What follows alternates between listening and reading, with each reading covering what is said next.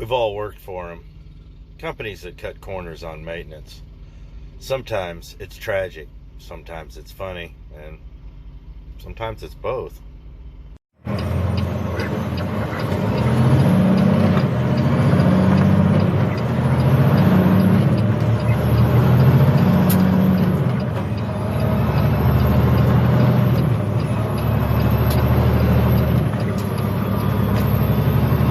My last job before this one was one of those places that they were up and coming and they were trying to grow and they were trying to save money, but they were cutting corners in all the wrong places. And one of them was with maintenance, because they got rid of all the old truck drivers, ran them out, and all the college kids and their buddies took over, and it got really bad for a while. But they did some crazy things in the name of maintenance to try to save a few bucks. Me and a buddy of mine got talking about this, and we started telling stories, and some of these are just too funny not to share. So here's a few of them that happened. Here's a few of them that happened. So they were used to dealing with the tire guy across the street from the shop. Well, the guy that did the tires, he was a laughable joke.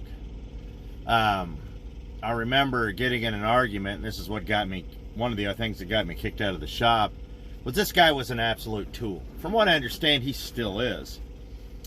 But he ran the tire shop, which he was vastly underqualified to do. And he decides he's going to get a deal on tires. Now, we were basically running Bridgestones and Michelins, and mainly Bridgestones. Good tires. I actually run Bridgestones in the back, Michelin steers on the front, never had a problem. And so, to tell you how bad this guy was, is that I got in an argument with the director of maintenance, one of the way too top-heavy people. That's another story. When the old man retired, the place got top-heavy as all get out. It just ignorant. But he said, this tire guy, blah, blah, blah. I'm not going to tell you his name, because we'll just call him Mr. Tool. He is one of the most widely respected tire guys in the area. No, he wasn't. The companies around there just kissed his butt because they wanted the business, because they were the only game in town that was buying a lot of tires. So when this guy decided to do what he did, he screwed everybody in town because they depended on the work. And he did something vastly stupid, which backfired spectacularly. Now, mind you, no matter where we were getting the tires from, we had a national account with Bridgestone and Michelin and whoever.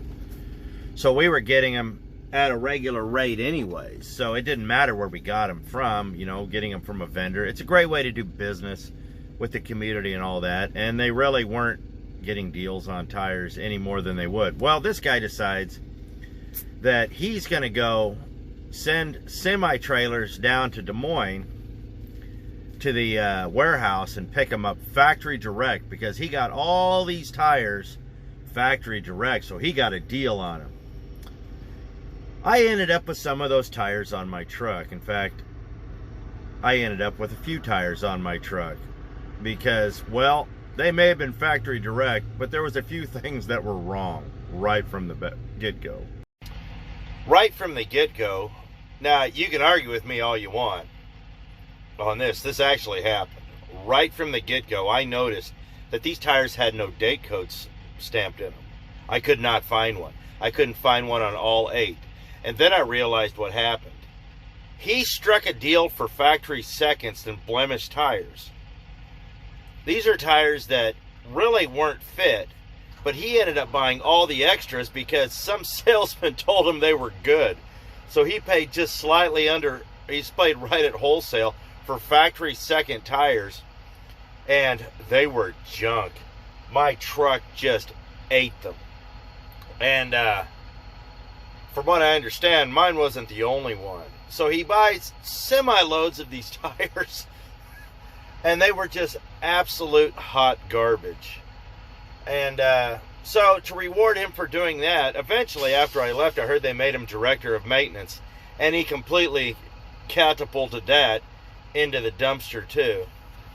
So this is what I was dealing with there. And so that was just one of the many instances I'd had with tires. And of tires, one of the problems we had was with steer tires. Everybody was wanting to blame everybody else for the failures. Us drivers were just tired of it. But I take my truck in, they say I need steer tires, which I really didn't need. But so they put on a set of steer tires. Now, mind you, when I drove in, the truck was going perfect. Didn't need an alignment, didn't anything. So first thing it goes in, and that old man, the old man they had working there, the guy must have had double vision, and they must have been keeping him employed out of pity, because he sucked. But jacks up the truck. Instead of using the thousands and thousands of dollars worth of equipment they had to align, he jacks the truck up on one side, spray paints a ring, puts one of those old school nubs in there, draws them a line, realigns my truck. I get the truck out, the wheel is pulling as hard as I can one way when I get it back, and I ground out a brand new set of steer tires in about a week and a half. And then when I brought it back in, they're like, oh, we've been having trouble with these tires. It just must be the tires. I was like, and I said, no, it's not the tires. I said I didn't need an alignment when I came in. The guy screwed up a perfectly good alignment. But, yeah, then again, once again, I didn't know what I was talking about. So at that point, I actually wasn't dealing with the shop anymore. I knew it was coming, and truthfully, I really didn't care. They had violated their contract with me so many times. I could get things done cheaper on the road. It really was dealing with just people made of hot garbage. But it was just awful. And I went across the street where they used to buy tires, talked to those guys, and there was zero respect for this guy over there. I started telling him what he said and looking at the tires, and they're like, these are junk, you know. Well, I said, yeah, this and this, and they're like, that fool, that dude's a tool. He doesn't know what he's doing. They knew he didn't know what he was doing. And from what I got word around the town, that was pretty much a consensus. This guy wasn't respected at all. They just wanted the business. But maintenance gets a little weirder after that. So one of my good friends, he was worked as a mechanic there for years. And right after I got started there, they had a terminal down in Davenport. And about a month or two after I started, they went and fired the entire terminal. Turns out the guys were stealing time. They were clocking people in who weren't there, guys that were late, clocking people out, you know, late after they had already gone home, fixing overtime. In fact, they cleaned house a couple of times because they fired one whole shift a few years later because the guys weren't working. They were busy bringing their own cars in and doing things of that nature. But so they walk in, and he basically told everybody, stop what you're doing right now and leave. Do not pack your tools up. Do not do anything. You have to put everything down where you're at. Make arrangements to pick up your toolboxes, this, that, and the other thing. Out the door, all of you. You're all fired. So when they started re-interviewing for the positions, my buddy got the job. And this dude is probably one of the most widely overlooked guys you'd ever see, and probably one of the best mechanics, just talented across the board. Guys, when it comes to mechanical aptitude, you never know it looking at him, but I've never seen a guy who could do it better. But he gets this truck that they bought back from the insurance. Something had caught on fire, frame rail had warped, the truck was trashed. So the guys get this big idea, and they say, well, we bought the truck back from the insurance company, got a great deal on it because we bought it back at salvage, but we want you to put a new frame under it. He's like, put it on a new frame? It says the frame's at the shop. Okay. So he goes down to the shop, and there's a frame rail. So he gets back to the shop, and he sees the frame rail. He says, "What is this?" "Well, that's your new frame." He said, "That's not a frame, that's a frame rail." Well, we were told we only need to replace the rail. Well, luckily it was pre-drilled, but he's like, "This is not going to work. It will not work." He says, "I can put it together, no problem, but the truck will never ride right again. You know, don't do this. Just strip it down for parts, let it go." Nope. We bought you a new frame. He said, rail. And they're like, just do it. So he spends 2 weeks doing this, between that and his normal duties. And so he gets this new frame rail on. He basically has to tear the truck down, replace the whole rail front to back on that one side. So it's got a completely brand new OEM from PACCAR stiff rail, one that's already been flexed on the other side. Some of you guys see where this is going. And this truck was an absolute nightmare. Now here's the thing, they did get the truck going, but the truck would never hold an alignment. And it would just sit there and go down the road crooked and chew up tires, and they're all screaming, "Why isn't it working right?" Drivers hated the truck. So they finally just dump it. And they're sitting there wanting to know what was wrong, and my buddy says, "I tried to tell you this would happen." And he had laid it out from start to finish what was going to happen. And everybody's getting mad at him. He's like, no, don't get mad at me, because I told you what was going to happen. And they just couldn't understand why it didn't work, you know. And I remember thinking, if they put a whole new frame under it, it would have been one thing. But you can't replace one rail and think that's going to hold. And because when he told me this, and I said, he told me the story when he was telling it to me. I don't remember the truck, but I know I was there when it happened. I'm trying to remember. But he says, they sent me a rail, and my first thing I said to him was, "That's not going to work." He's like, "Oh, it gets better." It got better. Yeah, it didn't work. The thing about it was this company was always doing things like this. Just robbing Peter to pay Paul. How cheap can you get it going? We had a whole bunch of trucks go back, like a whole lot of 50, saying they were lemons. They were bad trucks. The whole lot was bad. They couldn't keep them going. They kept going down, this, that, and the other thing. And I had one of those trucks. And I told them what was happening. I know the other mechanics told them what was happening. We all knew what was going on. But they took the word of a salesman.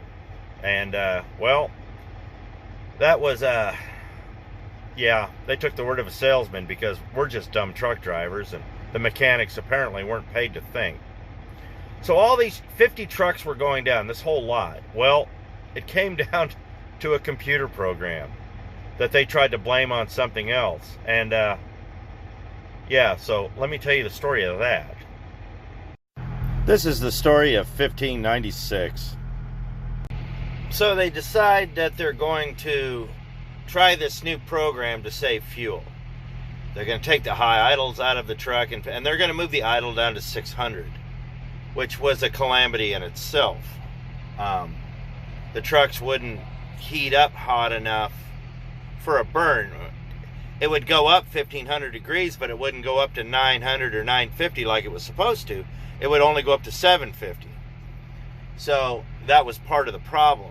But the other part of the problem was, even though it was flat lying at 600, the engine was turning so slow that it wasn't pumping oil, and it was actually slowly grooving out the cylinders. But then, without it being able to do that, they took the all the torque out of it and put in this program that was supposed to build more torque at a low RPM and blah, blah, blah, blah. I've never believed those programs worked. I've never had one of those programs work.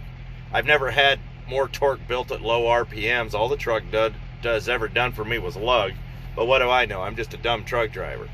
So they end up putting these programs in, and which I'm finding out is I think these programs for like class 7 trucks, like Pepsi trucks and local delivery trucks. So I get this truck, I have 120,000 perfect miles on it. Nothing.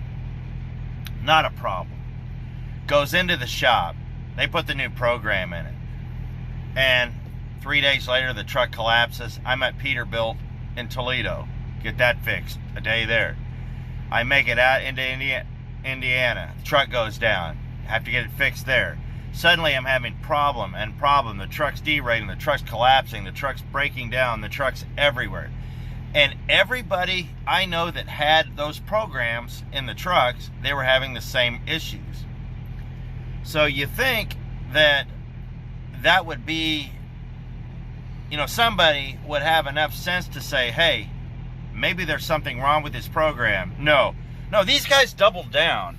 They doubled down, and it got worse before it got better. Eventually, they conned Peterbilt into taking all the trucks back, saying it was a bad lot of trucks, this, that, and the other thing.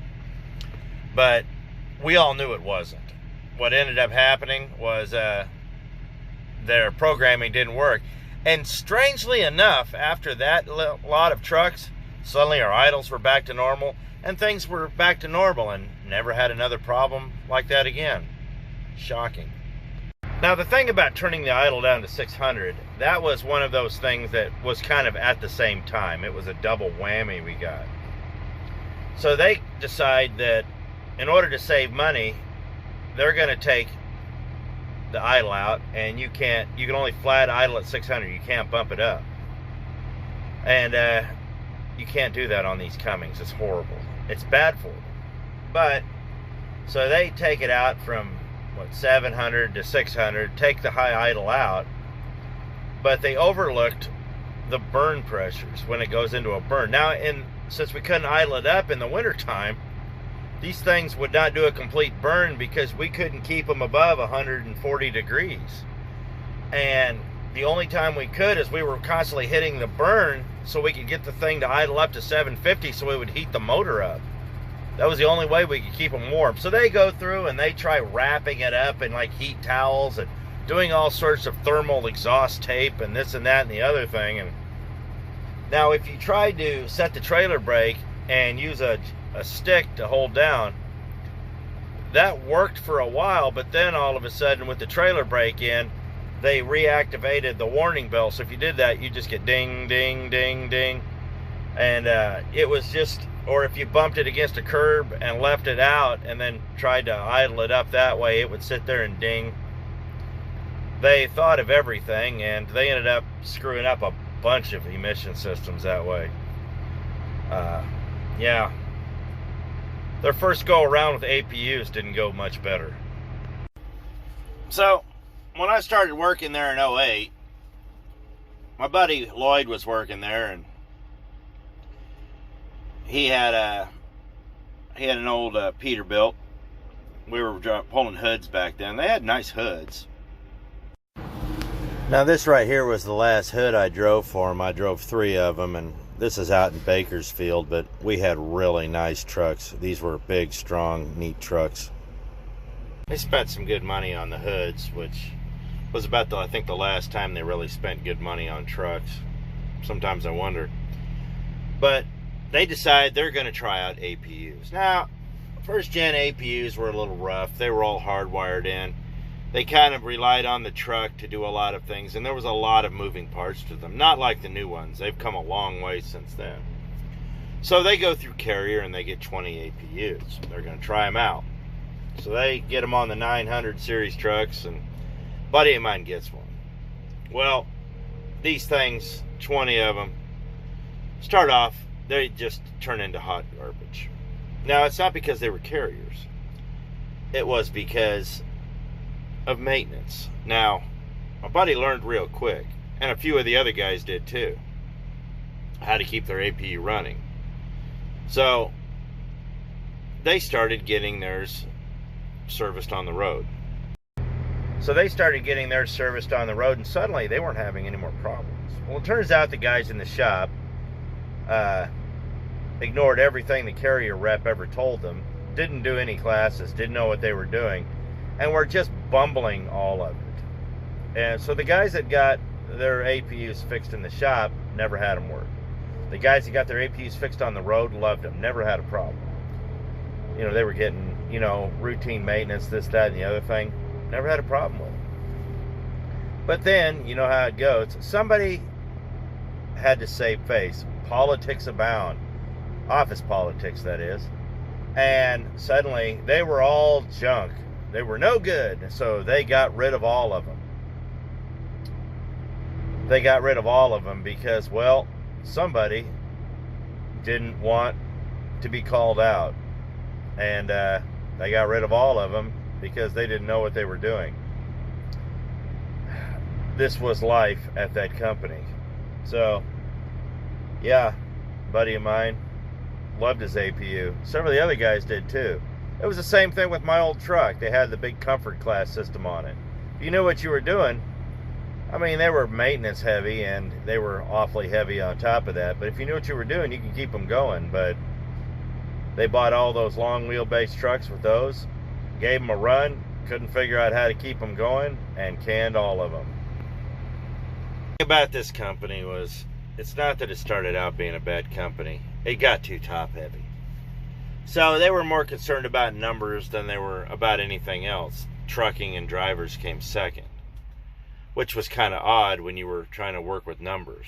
And it's just, they started cutting corners, but they started cutting all the wrong corners. And, you know, things that look good on paper are not good in real life most of the time. So that's kind of what we ended up dealing with. And that's one of the reasons I ultimately left, was just that, well, among other things, was that it started to be more about numbers. The owner-operators there ended up being at the bottom of the food chain. And it just, there was no money to be made there. If they couldn't hold a lease over your head or this, that, or the other thing, or you weren't a company driver, you just weren't, you were an afterthought. Go away. You bother me, you know. And that's the way it got. You know, maintenance really took a hit. And truthfully, when companies start making cuts and the end is nigh, that's where they start cutting first. And when you start cutting maintenance, your operating costs tend to go up. People don't understand, well, we got rid of all these departments and we got rid of all these people, and why are things costing us more? Well, because you took away the very means for us to maintain the trucks, you know.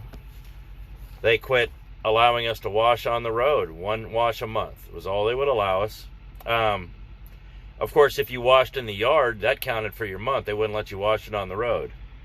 If, you know, you were never allowed to get a service outside care. You had to go to a yard or a terminal. I mean, they started pinching pennies. I mean, they were squeezing boogers out of Abraham Lincoln's nose. That's how badly they were pinching pennies. And they suffered. I mean, what I told you is just the tip of the iceberg. It got really bad. And the thing that I couldn't understand there towards the end was, I owned the truck, and they were still trying to pinch pennies with me. And that's why I, you know, never really had a whole lot of serious things done, because they kept cutting corners, overcharging me, but then giving me the bottom barrel product. And that was just too much. But these kind of things happen. And when you're in a company where these kind of things happen, it's funny, I think about it now, but it wasn't funny when it was happening.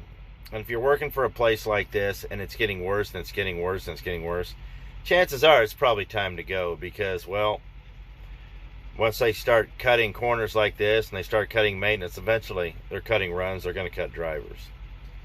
And that's just kind of what I've learned. But anyhow, I hope you enjoyed this video. Wasn't too funny, but there was a few interesting things that happened. So, yeah, I appreciate it. Thanks for watching. See you next video.